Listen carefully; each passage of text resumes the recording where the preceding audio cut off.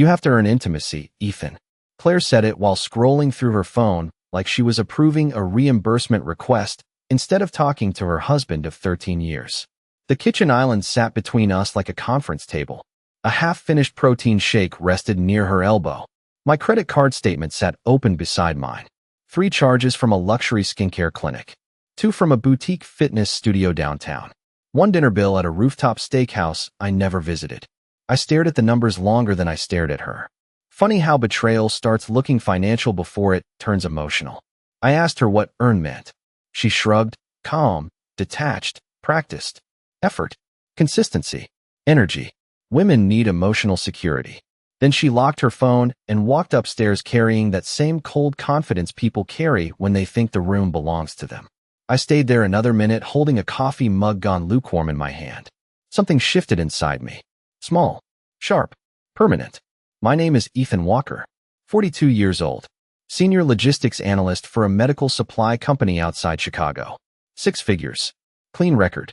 Retirement accounts healthy. Mortgage current. Marriage dead. I just hadn't filed the paperwork yet. Claire used to touch my arm while we talked. Used to laugh at dumb jokes inside grocery store aisles. Used to text me photos during lunch breaks because she missed me. Somewhere along the line, affection became a reward system. If I booked the right vacation, she softened. If I upgraded the kitchen, she smiled for a week. If I challenged her attitude, she froze me out like a union negotiator locking down a contract dispute. Every interaction turned transactional. Every silence carried leverage. I adapted the way husbands do. Worked harder. Scheduled date nights. Bought flowers. Joined her gym. Read relationship books written by men apologizing for breathing wrong. Claire consumed attention like oxygen. The more I supplied, the more expensive her approval became. 3 months earlier, I noticed she created a separate checking account under an LLC called CW Consulting Group. The deposits arrived twice a month. Small at first. $1,200, $2,000, $3,500. I traced the transfers through our shared tax portal because I handle every household account. Claire never cared about numbers. Suddenly, she cared enough to password protect QuickBooks files and redirect digital statements to a private email. My stomach tightened the night I found a consultation invoice from a family law office in Naperville. $600 retainer. Subject line, Asset Positioning Strategy. I printed the invoice and slid it back exactly where I found it. Then I opened our joint investment dashboard and started documenting everything. Dates, transfers, credit activity, property records, retirement distributions. My father spent 30 years as a forensic accountant before cancer took him. He taught me one thing early. People reveal intent through paper trails long before they reveal it with words. Claire started revealing plenty. Extra salon visits before book club nights. Locked screen facing downward. Sudden interest in my quarterly bonuses. Questions about equity percentages in my company stock plan. Questions delivered casually, almost lazily, like bait drifting through water. Then came the intimacy speech. You have to earn it. That line finally connected every loose wire in my head. She wanted leverage. Emotional first. Financial second. Legal third. I walked into my office that same night and opened a spreadsheet labeled Q3 Vendor Audit. Empty file. Fresh tab. I renamed it Claire. Then I began building a timeline. Dates. Statements. Hidden transfers. Consultation fees. Every suspicious charge. Every shift in behavior. 2 hours later, I reached for her old iPad sitting inside the drawer beside my desk. Face ID synced automatically years ago. One swipe opened everything. Messages. Emails. Cloud backups. And sitting near the top of her deleted folder was a screenshot she forgot to erase completely. A text sent to one of her divorced friends at 11:14 p.m. 3 nights earlier. Once he snaps, the house becomes mine. I stared at that screenshot for a long time because it explained every strange shift inside my marriage during the last 18 months. Claire stopped acting like a wife and started acting like a strategist. Every conversation carried calculation behind it. Every argument pushed toward reaction. She wanted emotional volatility on record. She wanted screenshots, raised voices, angry texts, a clean narrative for court. I enlarged the image and read the message thread again. Her friend Melissa replied almost immediately. Keep pushing him. Men always crack when intimacy disappears. Claire answered with a laughing emoji and one sentence that turned my stomach into concrete. He still thinks this marriage runs on love. I leaned back in my office chair and opened our shared phone bill. For numbers dominated her call history during late evenings. Melissa, a family law office. A private number registered through a business VoIP service. And someone saved only as a. 37 calls in 6 weeks. Average duration, 19 minutes. I exported the records into a spreadsheet and highlighted patterns. Claire always called after arguments. After nights, she withheld affection. After moments designed to trigger insecurity. The structure became obvious once I stopped viewing her as my wife and started viewing her as an operator managing leverage. My father used to say forensic accounting reveals personality faster than therapy. Spending patterns expose ego. Transfers expose fear. Timing exposes intent. Claire feared losing lifestyle stability more than losing me. That realization cut deep because it simplified 13 years into a transaction ledger. The next morning, she entered the kitchen wearing gray athletic leggings and carrying her laptop bag. Calm face. Controlled smile. Same woman who once kissed me before work. She poured cold brew into a travel cup and glanced toward me. You seem quiet lately. I folded the newspaper and nodded once. Busy quarter. Her eyes narrowed slightly. Claire studied emotional shifts the way traders study market volatility. She sensed movement immediately. Usually, I rushed to reassure her. Usually, I chased tension out of the room before breakfast ended. This time, I let silence sit there between us. She adjusted her Apple Watch twice during 30 seconds. Tiny tell. Anxiety. Melissa invited us. To dinner Friday, she said carefully. Her new boyfriend works in finance. You should network. Translation, public image maintenance. Married couple presentation package. I agreed without hesitation. That surprised her more than refusal would have. The moment she left for work, I called my father's former business partner, Leonard Briggs. 70 years old. Razor sharp. Former forensic auditor who specialized in divorce asset tracing. We met at his office downtown 3 hours later. Leonard skimmed my spreadsheets without speaking for almost 10 minutes.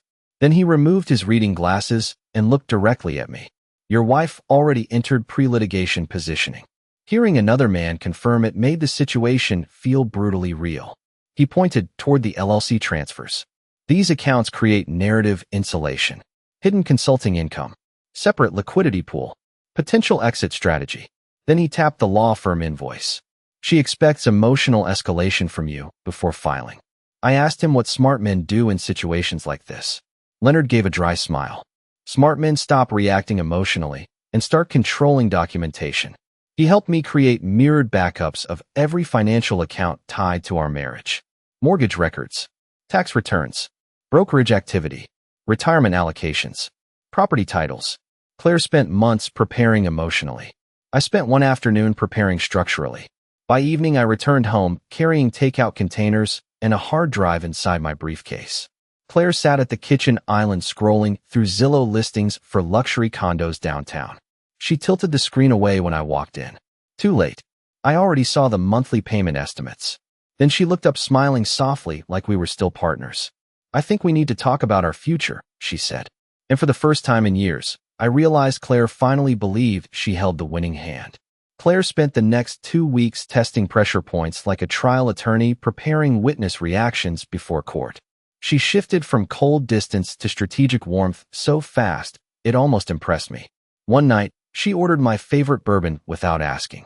Another morning, she kissed my cheek before work and asked about my schedule in a voice soft enough to sound familiar. The timing exposed everything.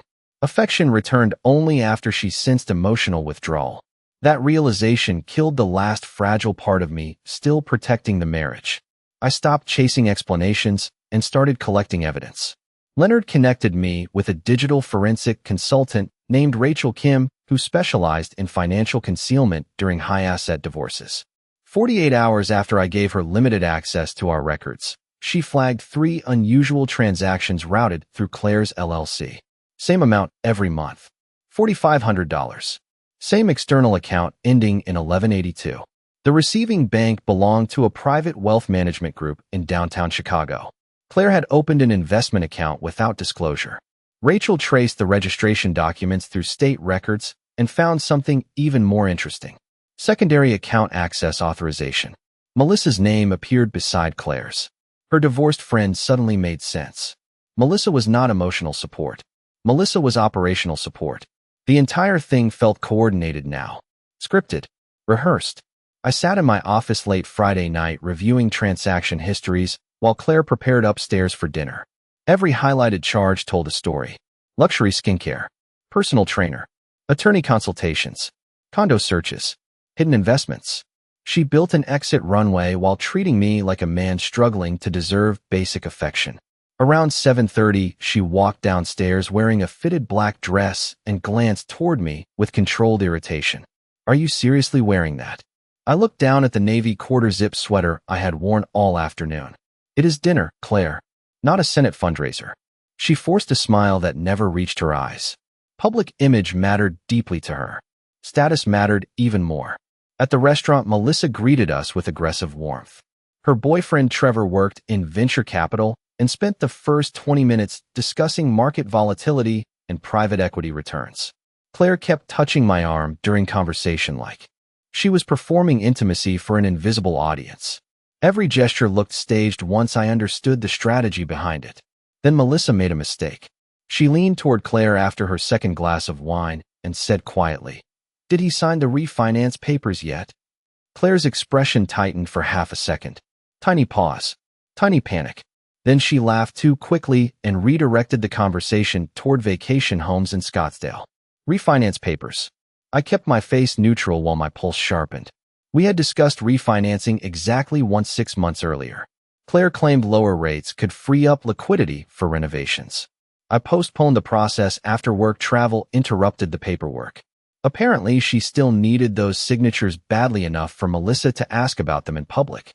Back home, I waited until Claire showered before opening the locked drawer inside her office desk. 3 folders sat beneath an old notebook. Insurance records. Tax copies. Mortgage paperwork. I photographed every page carefully. Then I found the refinance application buried underneath the stack. My stomach tightened the second I saw the numbers. Claire inflated renovation projections by almost $200,000. Extra funds redirected toward a separate account under CW Consulting Group. She planned to pull equity from our house before filing for divorce. Clean money. Fast liquidity. Hidden under construction financing. I photographed every document and returned everything exactly where she left it. Then I noticed one final page clipped behind the mortgage packet. A draft separation agreement already prepared by her attorney.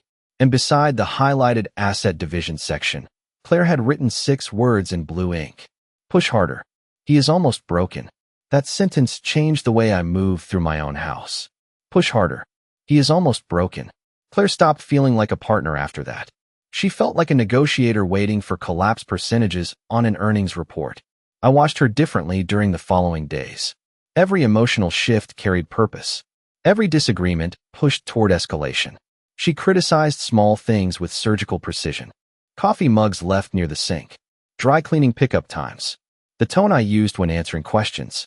She wanted emotional exhaustion because exhausted men make expensive mistakes. Leonard warned me about that during our second meeting.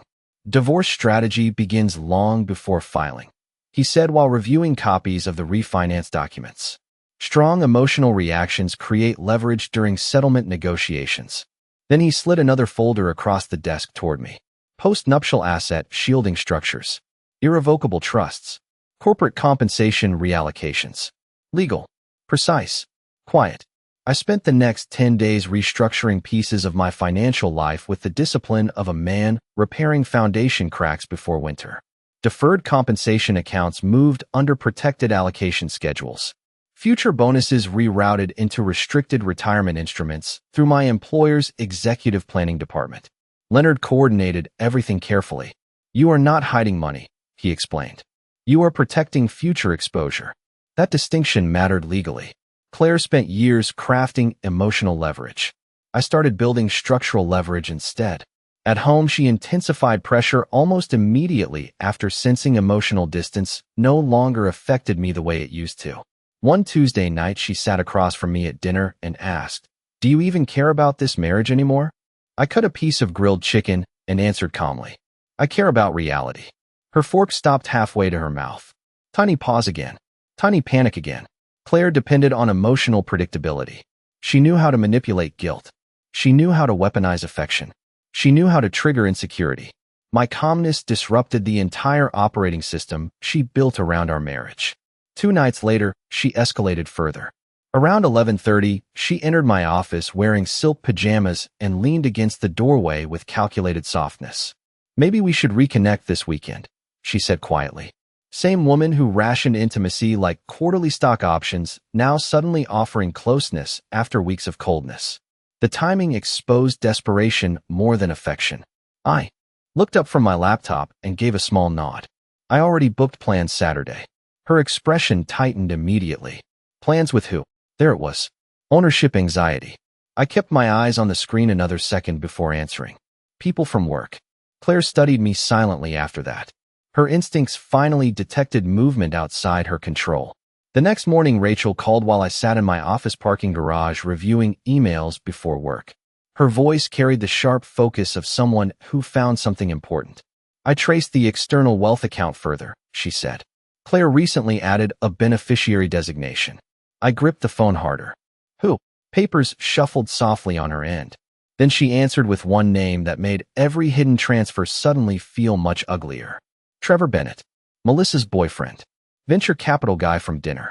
The same man Claire spent most of the evening laughing beside while pretending to discuss investment markets.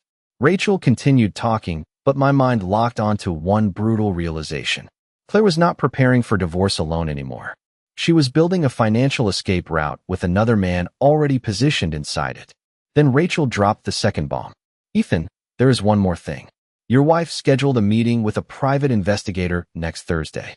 The private investigator changed everything because it proved Claire had moved beyond emotional manipulation and entered full surveillance mode.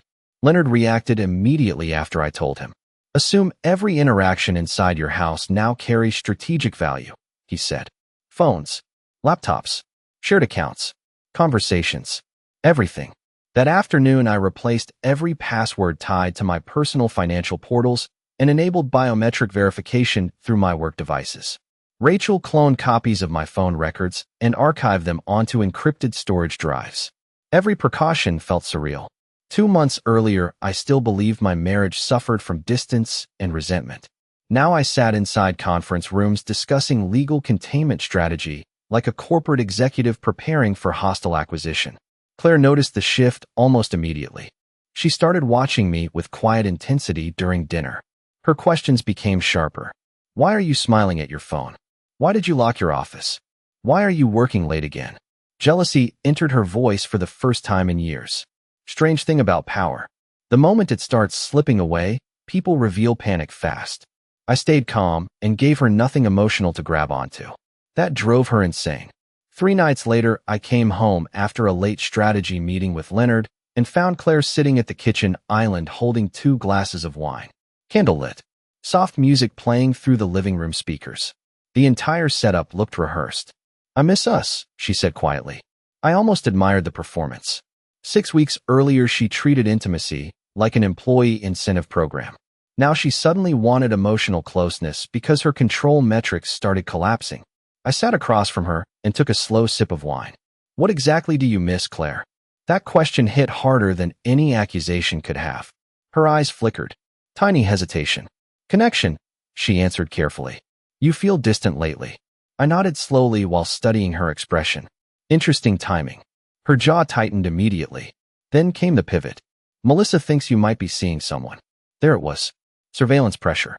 Emotional fishing expedition. I leaned back calmly. Melissa should worry more about her own relationship. Claire stared at me another second before standing abruptly and walking upstairs carrying both wine glasses with her. That reaction confirmed Rachel's theory. Claire expected guilt, expected panic, expected defensive behavior. My calmness made her paranoid instead.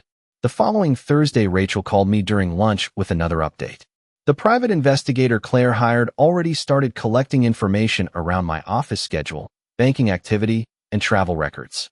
"Your wife requested proof of infidelity," Rachel explained, "likely preparing leverage for negotiation optics." I almost laughed hearing that.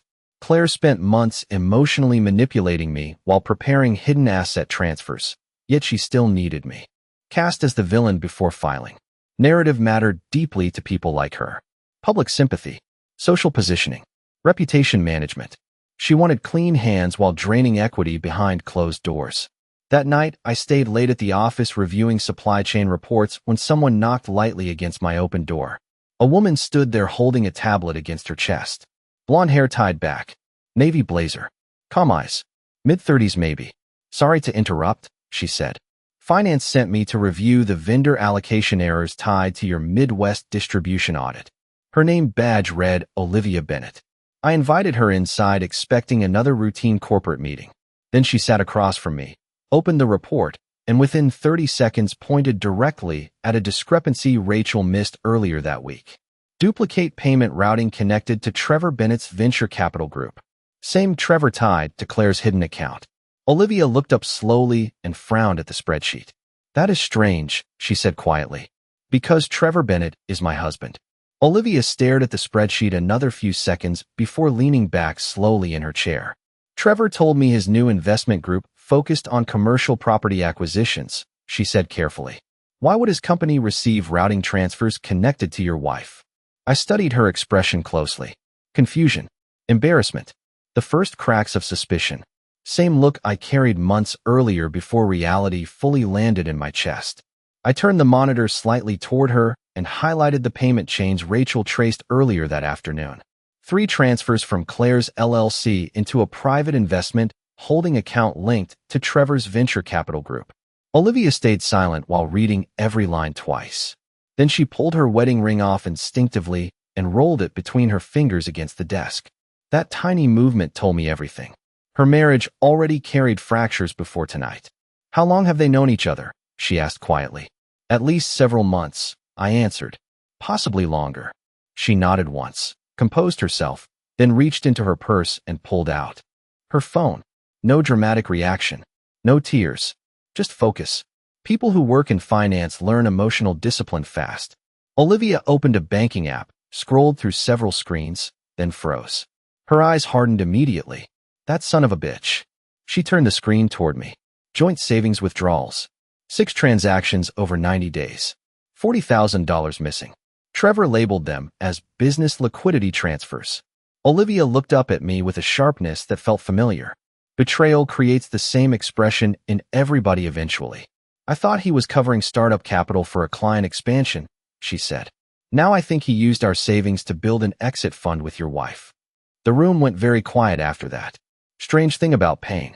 Shared pain removes formalities fast. 20 minutes earlier, we were co-workers discussing audit discrepancies. Now we sat across from each other comparing financial betrayal timelines like 2 witnesses building the same criminal case. Olivia asked smart questions immediately. Dates, accounts, legal positioning, documentation trails. She understood structure, understood risk, understood how people conceal intent behind financial language. I explained the refinance fraud Claire attempted with our house. Olivia responded by opening a secure folder inside her cloud drive containing Trevor's recent business filings. I started tracking things myself 3 weeks ago, she admitted. Trevor changed passwords on our investment accounts after I questioned several missing transfers. Another mirror image. Another marriage slowly poisoned by secrecy and leverage. We spent almost 2 hours comparing records. By midnight, a clearer picture emerged. Claire and Trevor planned simultaneous exits from both marriages while consolidating liquidity through hidden investment channels. Melissa likely coordinated emotional strategy on Claire's side, while Trevor handled financial positioning. Clean narrative outside. Quiet asset extraction underneath. Olivia closed her laptop slowly after reviewing the last spreadsheet. They think they are smarter than everyone around them, she said calmly. That usually makes people sloppy. I almost smiled hearing that because Leonard used nearly identical wording 2 days earlier. Then Olivia looked directly at me for the first time all evening. Your wife hired a private investigator because she expects emotional collapse, she said. Trevor did something similar last month. She reached into her purse again and handed me a folded document. Investigator invoice. Same agency. Same case manager. Different target name. Ethan Walker. They were building synchronized divorce cases against both of us at the exact same time. Olivia leaned back in her chair and exhaled slowly. I think our spouses just made one massive mistake, she said. Then she pointed toward the top line on Trevor's financial disclosure form. Hidden beneath several shell investment entities sat a pending acquisition agreement worth nearly $4 million, co-signed by Trevor Bennett and Claire Walker. Olivia and I stopped speaking like strangers after that night, because strangers do not sit together at 1 a.m. comparing betrayal timelines and hidden account structures. She stayed calm in ways that impressed me. Focused, precise, no emotional spirals, just data, patterns, and strategy. Over the next week, we built a shared archive combining every document tied to Trevor and Claire's financial activity. Rachel handled digital tracing. Leonard reviewed legal exposure. Olivia and I filled the gaps neither side could see alone. Trevor operated through layered LLC structures registered under shell consulting entities across Illinois and Nevada. Claire moved money through staged refinancing attempts and hidden liquidity accounts. Together, they planned simultaneous exits while constructing emotional narratives designed to protect reputation and maximize settlement leverage. The level of coordination felt almost clinical. One afternoon, Olivia forwarded me a scanned draft agreement Trevor left open on his home office printer. Profit allocation proposal. 40% ownership for Claire. 40% for Trevor. Remaining shares divided between silent investors tied to Melissa's social network. Claire had already signed electronically 3 weeks earlier. Same week, she told me intimacy required effort. Funny how people redefine loyalty once greed enters the room. At home, Claire's behavior grew increasingly unstable as my reactions stopped matching her expectations. She checked my location sharing twice during dinner one night. Another evening, she picked up my phone and asked casually, "Who is Olivia?" I kept buttering toast while answering. "Finance analyst from corporate." Claire watched me carefully after that. "You talk a lot." "Enough to solve problems." That answer bothered her more than denial would have. Jealousy started leaking through every conversation after that. She criticized my schedule, my clothes, my gym routine. She even asked whether I started wearing cologne again for someone specific. The irony almost made me laugh. This woman spent months building hidden investment structures with another married man while interrogating me over a bottle of Tom Ford cologne. But underneath the irritation, I noticed something else growing inside her. Fear. Claire built her entire strategy around emotional dominance. She expected me desperate, insecure, reactive. Instead, she watched me become quieter, sharper, harder to control. People panic when their usual weapons stop working. The biggest shift happened during a Saturday fundraiser hosted by Melissa downtown. Claire insisted we attend because Trevor planned to present his new investment group to several wealthy donors. Olivia attended too. White dress, calm posture, wedding ring gone. Trevor nearly choked on his drink when he saw her walk in beside me. That moment told me everything about the lies he fed both sides. Claire recovered quickly though. Too quickly. She approached Olivia with polished warmth and introduced herself like they had never indirectly shared bank transfers and legal strategies together. Olivia smiled politely and shook her hand without blinking. "I have heard a lot about you," she said softly. Trevor looked physically uncomfortable after that. Claire noticed immediately. Smart women always notice tension first. The four of us ended up standing near the same cocktail table while Trevor stumbled through investment projections for a commercial property acquisition on the north side of Chicago. Then Olivia asked one simple question. "How are you funding the liquidity reserve for Phase 2? Trevor froze for half a second before answering. Tiny pause. Same tiny panic Claire always showed whenever reality cornered her unexpectedly. Olivia already knew the answer. So did I? Because Phase 2 funding came directly from the hidden refinance Claire attempted against our house. Claire looked between us carefully after that exchange. Her instincts finally connected something deeper beneath the surface. Later that night, after we returned home, she stood in the doorway of our bedroom with her arms crossed tightly against her chest. "Something is going on," she said quietly. I loosened my tie and looked directly at her for the first time in weeks. "You are finally right about something." Then her phone buzzed on the nightstand. Trevor's name lit up the screen beside 3 words that changed her expression instantly. "We have a problem." Claire grabbed her phone and stepped into the hallway the second Trevor's message appeared. She tried lowering her voice during the call, but panic changes breathing patterns before words. I heard enough through the partially closed door to understand the situation immediately. How much does she know? Pause. Then fix it. Another pause. Trevor, I am serious. She returned 5 minutes later carrying the rigid posture of someone whose strategy just cracked open underneath them. Her eyes scanned my face carefully, measuring, calculating, looking for signs that I already understood more than I should. I kept my expression neutral and walked past her toward the kitchen. The silence rattled her worse than confrontation ever could. Who were you talking to? I asked casually while pouring water into a glass. Claire crossed her arms. Melissa. Weak lie. Fast lie. Her tells had become painfully obvious once I stopped viewing her emotionally. Left hand rubbing wrist. Chin lifting slightly. Eyes holding contact half a second too long. Interesting, I said quietly. Sounded expensive. That line landed exactly where I wanted. Claire stiffened immediately. What is that supposed to mean? I took a slow drink. Before answering. Nothing. Just sounds like somebody's financial plan is falling apart. Her face lost color for a split second. There it was. Confirmation. She knew something leaked. She just did not know how much. The following 48 hours turned ugly in subtle ways. Claire searched my office while I showered. Rachel confirmed multiple failed login attempts against my financial portals from Claire's devices. The private investigator increased surveillance around my office parking structure. Trevor suddenly canceled 2 upcoming investor meetings tied to the property acquisition. Fear spread through their operation fast once uncertainty entered the system. Olivia and I stayed 3 steps ahead because we already had access to the full structure. Every hidden transfer, every draft agreement, every staged refinance attempt.